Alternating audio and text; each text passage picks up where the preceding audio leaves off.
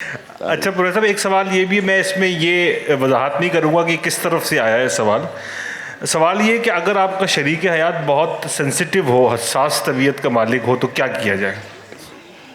ये दोनों फ़र्क होता है। सेंसिटिव ख़ातून है, शरीक हयात दोनों है ना, तो कौन आप ख़ातून की बात कर रहे हो या मर्द की बात है? इससे बड़ा फ़र्क पड़ता है। सर मैं जवाब दे सकती हूँ? जी जी, आप ही दो। अस्सलाम वालेकुम। ये मेरी फील्ड का ज़रूर जवाब है। ज़रूरी है कि आप दो, आपने समझ लिया है कि शायद ये खातून मर्द के बारे में पूछ इसीलिए। अच्छा जी, इसके सिलसिले में मैं एक बहुत ज़रूरी बात करूँगी। आपने कहा हसास शरीक हयात हो, हसास खातून शरीक हयात है या मर्द शरीक हयात है, ये क्लियर नहीं हुआ है ना। बहरहाल इसके बारे में मैं सिर्फ़ एक छोटा सा ज़ाती तजुर्बा के बेस पे ही बात करूँगी ज़्यादा, और क्योंकि मैंने जितने मरीज़, सबसे ज़्यादा मेरी फेवरेट डोमेन ही शादीशुदा कपल्स हैं। सो एक चीज़ जो गलती होती है मैरिज में वो ये होती है कि हम लोग अल्लाह ताला के सिस्टम को समझ नहीं पा रहे कि अल्लाह ताला ने जब इर्तिका किया दुनिया का तो किस तरह से किया, ज़ौजैन से किया। आप मुझे बताएं, कोई और रिश्ता पहले, सबसे पहले अल्लाह ने नहीं भेजा। सो सबसे पहले फिर ज़ौजैन में भी किसको पहले भेजा? मर्द को। मर्द के बाद औरत आई। हमें समझने वाली बात यह है कि अल्लाह एक हायरार्की मेंटेन करता है। अल्लाह ताला का सिस्टम ही ऐसे, अल्लाह ताला है, अल्लाह ताला की नबी पाक सल्लल्लाहु अलैहि वसल्लम हैं, और फिर आगे सब सिस्टम चलता रहे।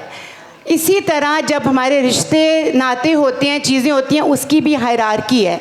एक घर का बॉस है और वो यकीनन मर्द है। उस बहुत सारी औरतें इस वक्त बाहर जाके मुझसे लड़ेंगी, मुझे पता है। बहरहाल लेकिन जब अगर एक सिस्टम पे जो बॉस होता है वो अंडरस्टैंडिंग होता है अपने साथ जितने लोग काम कर रहे होते हैं उनके लिए। सो हसास का मतलब ये होता है सेंसिटिव। हसास का मतलब होता है माइंड करना नहीं। अक्सर लोग हसास को माइंड करने की तरफ ले जाते हैं। हसास होता है किसी के जज्बात, एहसासात, सोच, इमोशंस, फीलिंग्स, ख्वाहिशात, इन सब का एहतराम करना। तो अगर आप इन सब का एहतराम जो भी कर रहा है, वो मर्द अपनी बीवी के लिए कर रहा है या बीवी अपने मर्द के लिए कर रही है, तो वो बहुत खूबसूरत रिश्ता बन जाता है। यकीन मानिए उसमें अगर हम अपनी अपनी ड्यूटीज़ हैं, मर्द की ड्यूटी मैक्रो लेवल की है, वो बाहर जाता है, कमा के लाता है, ज़रूरतें पूरी करता है, हर किस्म की छोटी से छोटी नीड को फुलफ़िल करना, नान नुफ्का उसका ज़िम्मा है। और खातून कंजूस भी होता है। कई बहुत कंजूस मर्द होते हैं, वो तो अल्लाह माफ़ी, सबसे ज़्यादा मेरे ख्याल में ये एक घर का में अज़ियत। ख़वातीन फजूल खर्च भी होते, बहुत ज़्यादा, बहुत ही ज़्यादा।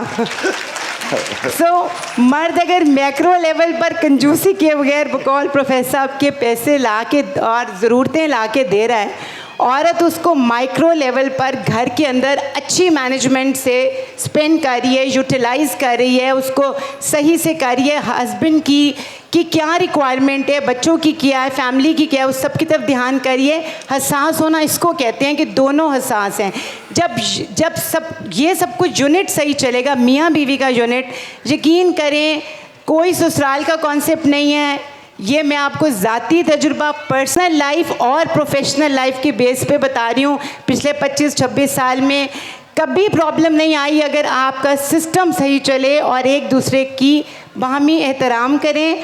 औरत जो है मर्द की सबसे ज़्यादा जो गलत चीज़ है, वो औरत मर्द की बुराइयां बहुत करती है। जब बैठेगी, जब अपनी फैमिली में जाएगी, कहीं जाएगी, वो ये नहीं करता, वो नहीं करता।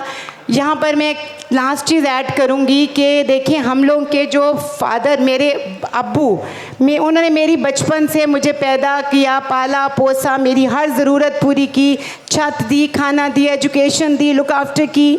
और मेरे अब्बू ने बड़े प्यार से अपनी बेटी को पाल पोस कर एक मर्द के हवाले किया। उस मर्द ने बग़ैर किसी इमोशनल पुरानी अटैचमेंट के कि वो उसने मुझे पैदा किया, पाला पोसा, बड़ा किया, उसने वो सारी ड्यूटीज़ अपने ज़िम्मे ले ली, मुझे छत दी, मुझे घर बार दिया, ना नुफ्का पूरा किया, कपड़ा लता सब कुछ। यानी कि बाप वाली सारी जिम्मेदारियां एक मर्द उठा लेता है। तो प्लीज़ उसकी बुराई नहीं करें, कदर करें कि वो करता है, और जो मर्द है वो प्लीज़ अपने आप को इस लेवल पे रखे कि उसकी कदर की जाए। बहुत शुक्रिया, मेहरबानी। अक्सर मैं, अगर आप मुझसे पूछो ना, तो ये थोड़ी सी बात एक और तरफ भी चली जाती है। For example, if somebody comes to me and say my husband is sensitive और आई एम सेंसिटिव, तो इसका एक ताल्लुक़ इलाहियाती तसलसल से होता है, जिसको हम इल्मुल अस्मा कहते हैं। यानी हमें कभी नहीं, मुझे ज़िंदगी में कभी पूछने की ज़रूरत नहीं पड़ी कि कौन सेंसिटिव ज़्यादा कौन कम है। कि बाज़ अस्मा जो होती हैं वो पोजेसन के एलिमेंट्स जो शो कर रहे होते हैं, और बाज़ खौफ के, आरज़ू के, उम्मीद के पैटर्न्स होते हैं। और बाज़ जगह हमारे सोशल सेटअप में इतनी नाहमवार ज़िंदगी होती है कि वो एक नॉर्मल रूटीन के मर्द और औरत से अलग होते हैं।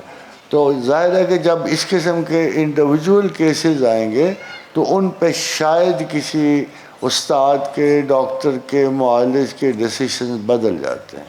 इससे चूँकि आप बहुत बड़ी कैफियत को बड़े एक ही बंदे के लिहाज से कह रहे हो, तो इसमें कोई ज़्यादा ट्रूथ नहीं निकलेगा।